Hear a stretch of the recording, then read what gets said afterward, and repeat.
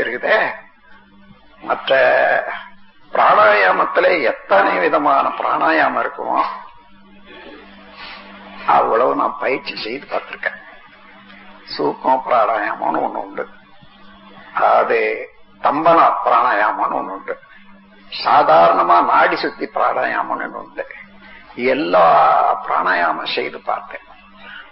பிராணாயாமத்துல ஒரு போதை எல்லாருக்கும் ஒரு ஆசை கூட இருக்குது. அது ஏன்னா பிராணாயாமம் செய்தா அப்படி ஆகும் இப்படி ஆகும் ஏதோ சொல்லியிருக்காங்க. அதுல இல்லாத இல்ல, ஒரு அளவுதான் அதை பிரமாதப்படுத்தி இருக்காங்க.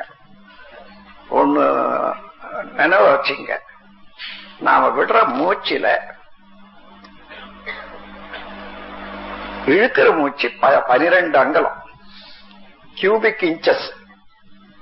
இப்போ இதுல எல்லாம் நூல்கள்ல வர்றதெல்லாம் பாத்தீங்கன்னா இன்ச்சு கணக்கு தான். அப்போ எல்லாம் இந்த இப்போ வரக்கூடிய சென்டிமீட்டர் இல்ல, அதுல எந்த நூல்கள்ல வந்ததுன்னா அது இன்ச்சு கணக்கு தான். அந்த இன்ச்சுன்றது அதாவது 12 கியூபிக் இன்ச்சஸ் எவ்வளவு ஏர் வருமோ அந்த அளவுக்கு ஆக்சிஜனை நம்ம இழுக்கிறோம் சாதாரணமா. அப்படி இழுக்கிற போது நம்ம விடுறது எவ்வளோ அத கணக்கு போட்டாங்க. அந்த கணக்கு எடுத்தா 16 அங்குலம் விடுறோம்.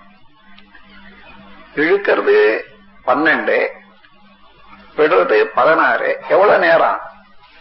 இழுத்த உடனே தான் விடுறோம், ஒரு மூச்சு அளவுக்குள்ளாக. இந்த 16க்கு 4 அங்குலம் எங்கிருந்து வந்தது? அதாவது கார்பன் டை ஆக்சைடு, உடம்புல எரிந்து போகக்கூடிய காற்று இருக்குத, அந்த காற்று கூடி போகுது, வேஸ்ட், கரியமில வாயு. அதனாலதான் இழுக்கிறது 12, விடுறது 16.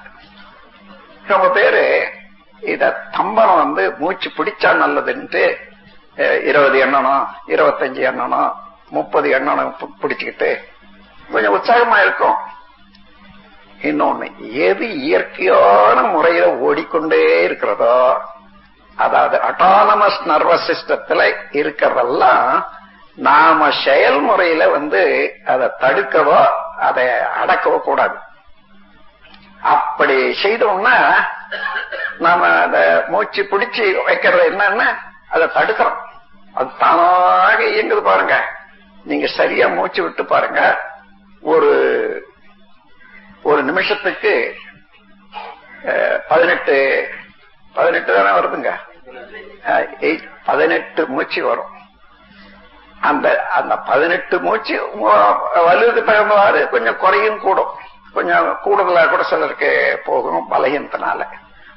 அப்போ அந்த 18 மூச்சுக்கு நமக்கு நல்ல ஆக்சிஜன் கிடைச்சி போச்சுன்னா போதும். அப்போ நாம உட்கார்ந்து இருக்கீங்களே, இப்படி உட்கார்ந்துருப்போம் அல்லது இப்படி உட்கார்ந்துருப்போம், அப்போல்லாம் அந்த பக்கம் சுருங்கும், மற்ற பக்கம் விரியும். எப்பொழுதுமே சமமாக உட்கார்ந்தோம்னா அதுதான் நேரா உட்காரணும் சொல்லுவாங்க. அது எதுக்கோ சொல்றாங்கன்னு நாம நினைக்கிறோம். அது எந்த பக்கம் உட்கார்றோமோ இப்படி இருந்தா இந்த பக்கம் விரிவு இருக்கும், இந்த பக்கம் சுருங்கும். அப்படியெல்லாம் சிலருக்கு சுருங்கி போச்சுன்னா அதே காரணத்தினால போதிய ஆக்சிஜன் கிடைக்காதனால லங்ஸ் டிசீஸ் வர்றதெல்லாம் அதுதான். இவங்களுக்கு லங்ஸ் டிசீஸ் வர்றத இவங்க சரியா தீர்த்து கொள்ளலன்னு வச்சுங்க அப்பா அம்மா.